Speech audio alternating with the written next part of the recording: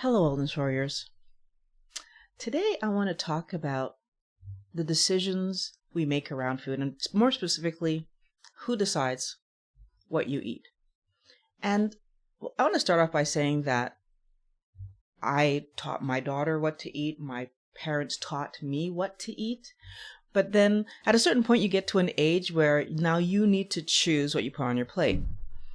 And something that I realized after living the last few years with all the crazy that happened with our health and the illness that was happening is that over the last few years, our decision around food were disconnected from us, or our decisions at all were disconnected from us. And I feel like it trickled down to our decisions about food.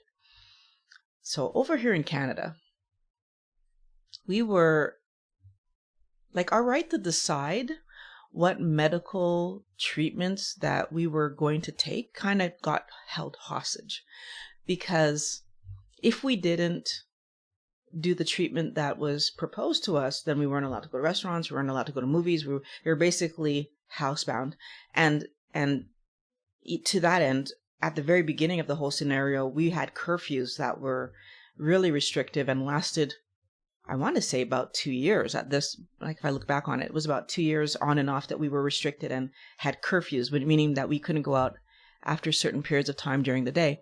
Interestingly, during the day, we could go out and interact and do whatever we were doing. But then so I feel like a lot of this was towards making sure that we behaved and we listened and we followed along, so that with the promise that if you just do these things, so take the medication they're asking us to take, then we would lift these restrictions. I guess we're a little bit pig-headed here in Canada because it took a long time for everything to get lifted. But I feel like it's also because even though a good portion of the population did get the medication, we still were showing cases. How does this all impact our food? Well, I think that being forced to work from home and being forced to take maybe some people medical treatment that you didn't want, and being forced to behave a certain way, put us in the position during that period of time that we didn't have a choice. It was a do this or else scenario. And so it's all over now, right? Or is it? The truth is, even today, there are a lot of people here in Canada that are still forced to work from home because, well, companies figured out how much cheaper it is to have the person work from home rather than bring them back to the office. And so we've got a lot of work from home happening, which means that there are a lot of people who feel trapped and they're struggling with that diminished socialization. We can socialize, so the curfews are gone. But what happens when the majority of your social interactions were happening at work? What happens if, for whatever reason, you struggle to make friends and have that social connection away from work? Well, then you're in a tough situation right now. And unfortunately, when we are in tough situations, we have a tendency to self-soothe. And so there are a lot of people who are coping through eating. Here's a problem. If I'm working from home, well, my kitchen's just around the corner. I'm at home right now. My kitchen's right around the corner. And there's no one here with me right now. My daughter's at school. Pat's at work. Well, actually, he's at home, but he's going to work afterwards. There's no one here with me to judge, to check on what am I eating. So, wellness warrior, I want you to think about something. The big question is, why do we do the right thing? And interestingly, I started this off by saying that my parents taught me what to eat. And then I taught my daughter what to eat. I made some mistakes there, but I've corrected them, and I'm trying to correct them now that I know what I should have been eating. And so I've taught my daughter what to eat. But then I put it in her hands to eat correctly when I'm not around. So you need to ask yourself, why do we do the right thing? Are you one of those people? And I've met these people, and it's scary to think about it, but are you one of these people that if the police isn't around, then you'd speed, for example. Are you one of those people that, when the police were on strike, that maybe you thought about taking things from stores because, well, they're not going to come get me? Like, now, most of us aren't. Most of us aren't. When the police aren't there, we do the right thing. We drive the right speed because we understand that speeding is dangerous and someone could get hurt. We pay for things at the store because we understand that this is a business and the person provided us either a service or a product, and it's right to pay for it. But then why is it that if there's nobody around, I might eat something that I won't eat when there's somebody around? When there's no witnesses, what do I eat? Well, what we tend to do is use that opportunity to eat the fun thing because, well, there's no one here to see us eat it. But can I just point out, Wellness Warrior, you're there. Like, I'm there. When I eat nuts, I am there with me while I'm eating the nuts. And I know in my heart of hearts I shouldn't be doing it. So then the question is, why am I doing it? And honestly, I've been thinking about this lately a lot. And I think that when we get challenged in our control of our life, we push back. And we see it in teenagers, that rebellious, I'm going to do whatever I want. And they're doing things that they know are harmful. They know are not good for them. And why are they doing that? Because you can't tell me what to do. So mom says, don't drink. I'm going to do it. Mom says, don't date that dude. I'm going to do it. And is it in their best interest? Of course not. But do they have the right to do it? Of course. And this is where, as a parent, we learn, if I want my kid to do the right thing, I need to let go. Let them choose. And then when they make a mistake, they're going to understand and they're going to choose better next time. Somehow, in the last few years, it become apparent to me in the last few years. But now I'm looking back on our history and I'm realizing it's always kind of been there. Decisions being made for us without giving us the full information so that we could decide for ourselves as adults whether or not we agree or disagree. And I'll give you the great example. It's coming from the book that I was reading, the Michael Moss's book. One of the statements that was made in one of his chapters about companies talking about, well, why do they make diabetic candy when diabetics shouldn't be eating candy? And the answer that was given was that, well, obviously, if you're diabetic, you must like sweet things. And so therefore, we're going to give you what we think you want, the sweet thing, even though medically, they know medically it's the wrong thing to do. Because medically, I'm taking sugar out, but I'm putting in sweeteners that have been shown to have even worse medical impact than the sugar. But they want it, is what the answer that we get. So they're taking a decision for us, never telling us that artificial sweeteners are potentially more dangerous than sugar. Even though you're in a scenario where sugar is killing you, this could be worse, but they want it. So they're taking the decision for me. You don't need to know the part where artificial sweeteners can cause health problems. You just need to know that it tastes good. Why is that okay? And I'm here to tell you today, Wellness Warrior, it's not okay. This is really bad.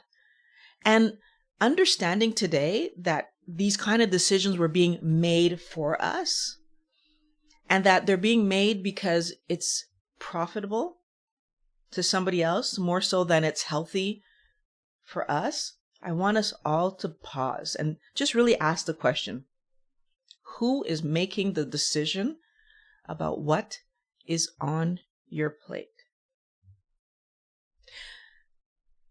We need to learn what's best for us and then do it because it's best for us. That sometimes means a little bit of work. Maybe you're going to need to do some research. Maybe you're going to need to have a challenging conversation with your doctor, challenging conversation with your psychologist, challenging conversation with your trainer, your dietitian.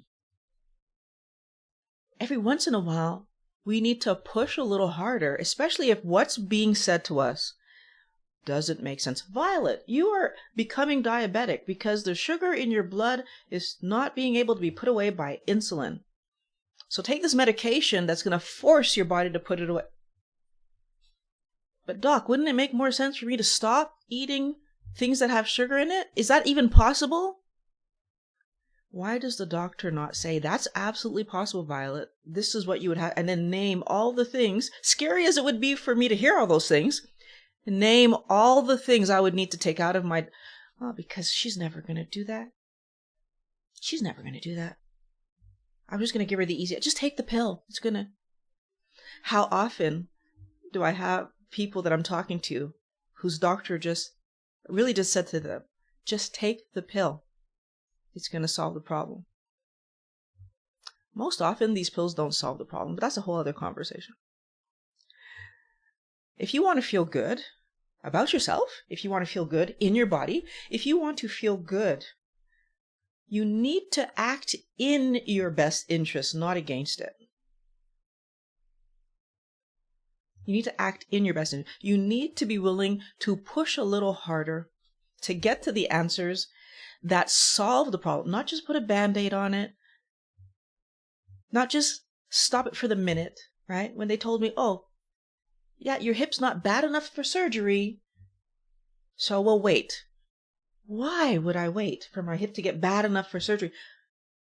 Why wouldn't I fix it now? Why wouldn't I stop this from happening? It's not bad enough for surgery means that it's going to get worse. You're basically telling me that you're waiting for it to get bad enough so that you can do surgery. But why would I want that? Why would you want that? I can speculate on why you want that. Surgery equals money. But why would I want that? Surgery equals pain. Surgery equals my body doesn't function the way it used to. Surgery equals you've cut into me, and now that's a risk of infection and problems. Surgery means not good for Violet. So if you want to feel good about yourself, your body, your mental health, you want to feel good self-esteem. If you want to feel good, you need to act in ways that are towards your good and act in ways that you are proud of. I'm proud of myself that when the doctor said it's not surgery yet, that I said I'm not waiting for it to get there. I'm proud of myself for that. When I take actions that put me first, that means that I'm not only taking care of me, I'm taking care of myself and my family. Because if I'm not around, then they're not happy. And I want us all to start thinking about this, because a lot of the time we want to feel better right now, and we allow ourselves to eat something to get that immediate dopamine, serotonin, feel-good hormone thing happening without realizing that that's not a long-term fix.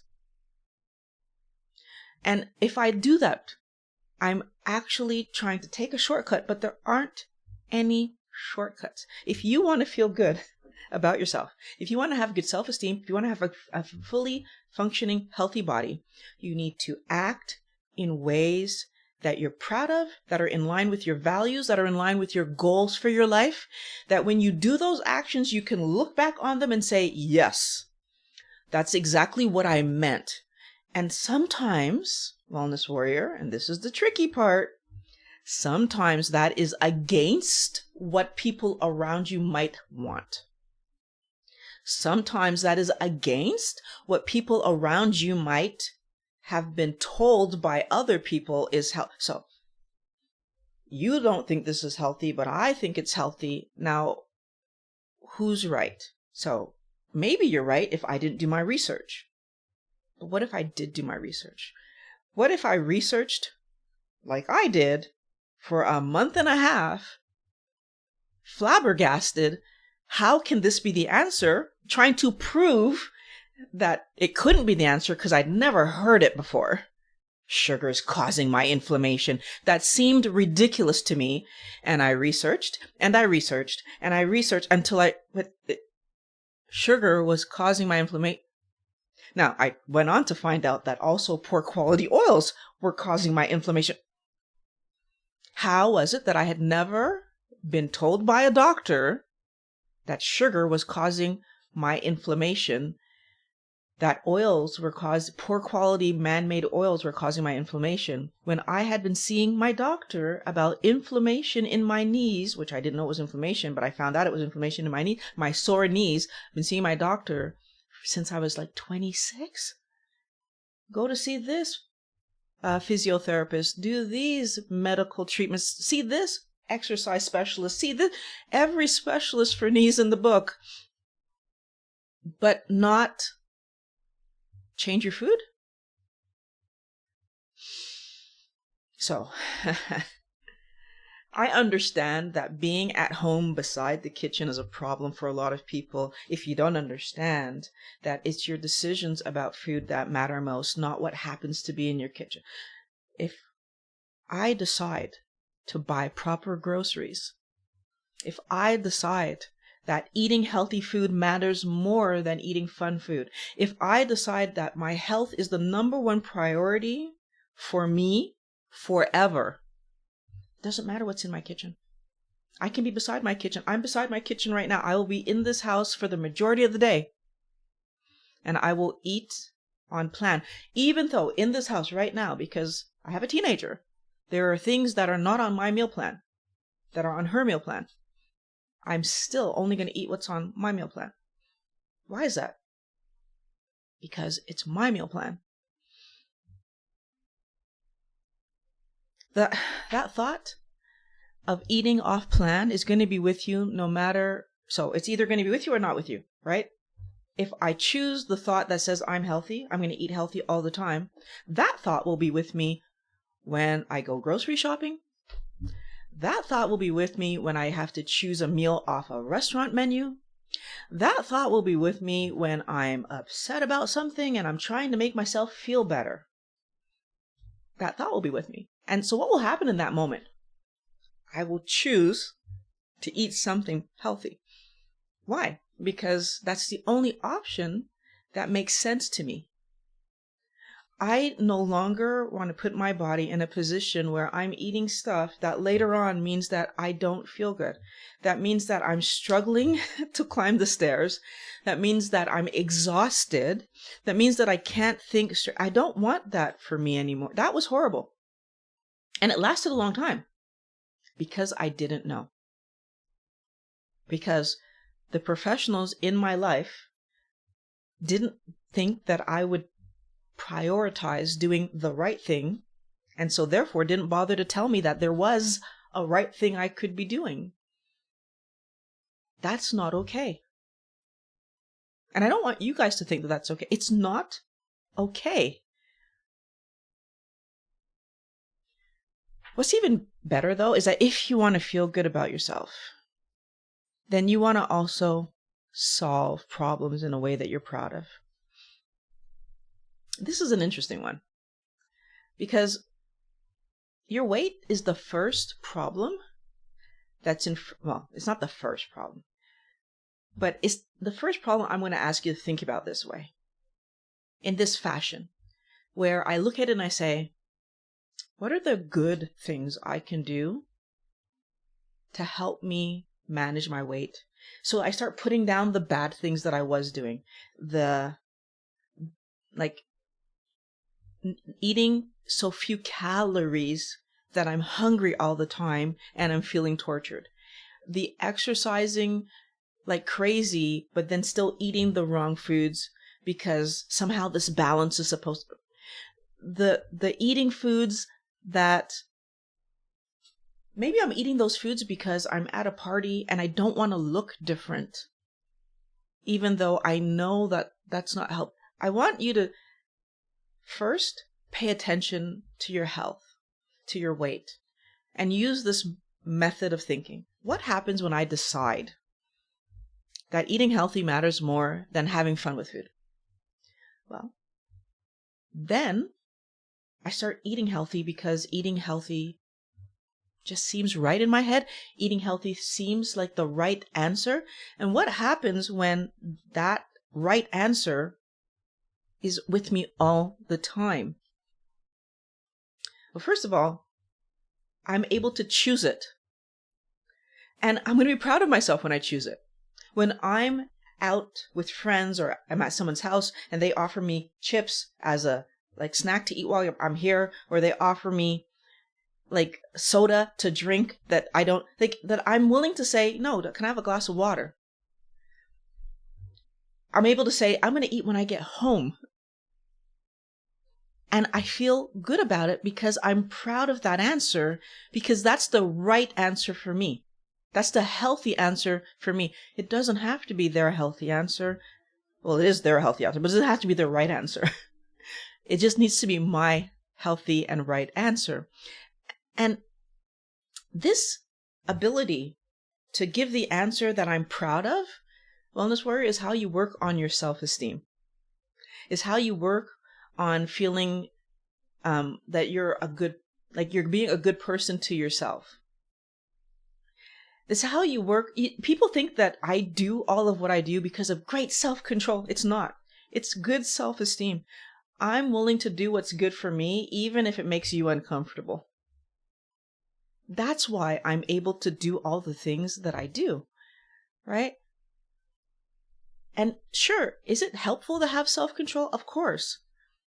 But self-control isn't the number one thing that keeps me doing what I'm doing. And I don't believe it should be what keeps you doing what you're doing, because I can only control myself for as long as I can control myself. So think about that for a second.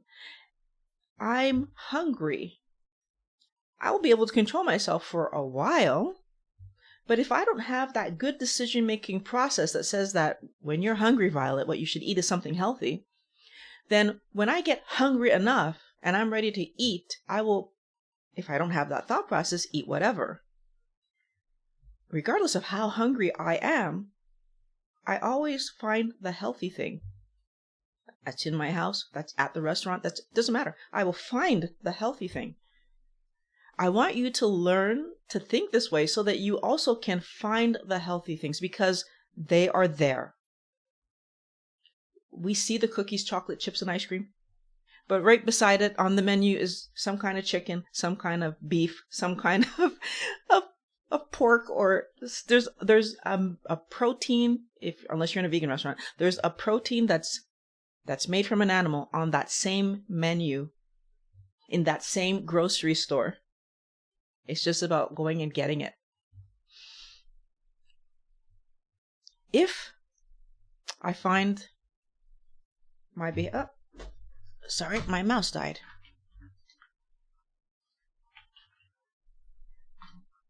Let's do this. Okay. If I find my behavior is good, it's correct, then I'm not going to look to other people to validate me anymore, right? So let's think about myself for a second. I took decisions about my parenting style that I was going to have. That was very different from the Caribbean parenting style. And so I got a lot of chat from people about how I was raising my daughter. And guess what? Couldn't have cared less. Why? Because before I embarked on that process of having her, I already knew what parenting style I planned to use, which talked about how would I get her to do what I wanted her to do, what level of decisions she would get to make versus what level of decisions I would make. And even I had a thought process of how far out into the future would it go before I would switch from being in parenting mode to consultant mode. All of these things I've known before I had her. As I go through the process of, now that I have her, living my life with her, sure, some ideas were slower to come forward. Like when I let her do certain things, I changed my timing on some of them. Some of them were faster to come. when I let her do some things because I saw that she was mature enough.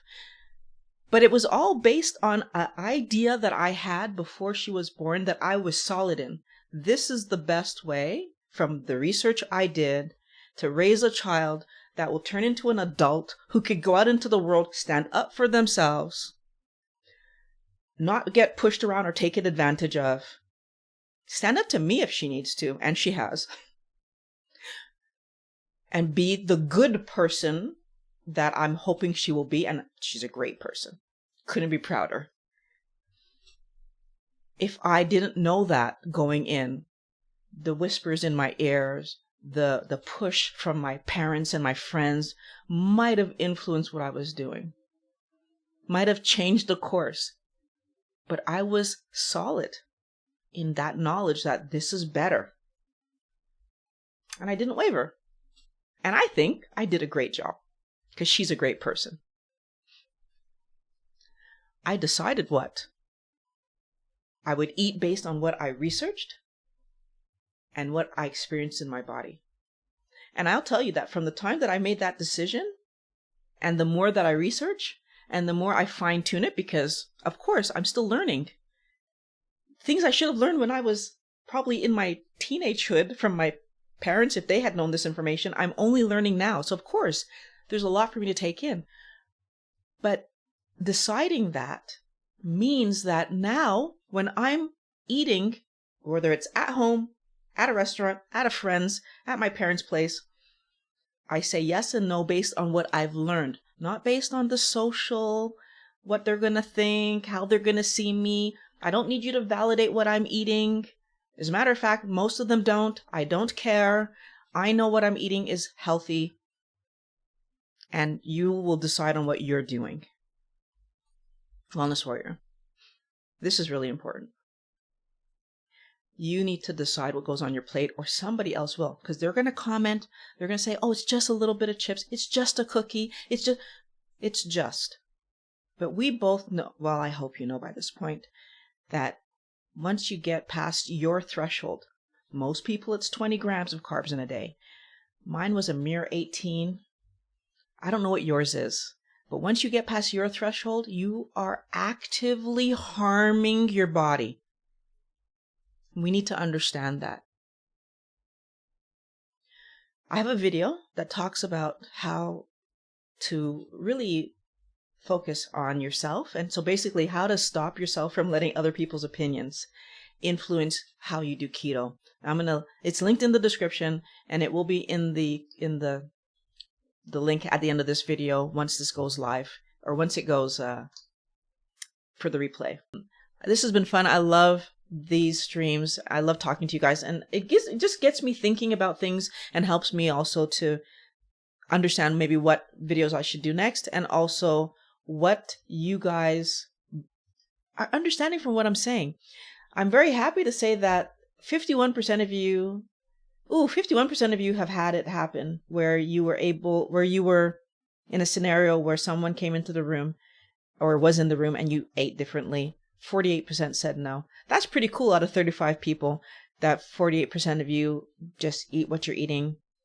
I think that that's a good stopping point for this. Get out there, make your decisions, do what's best for you. I'll talk to you guys at the next live stream, which is going to be in 2 weeks, as I'm out of town next week. But I'm looking forward to talking to you guys. I think 2 weeks. I don't know my schedule. I'll talk to you soon.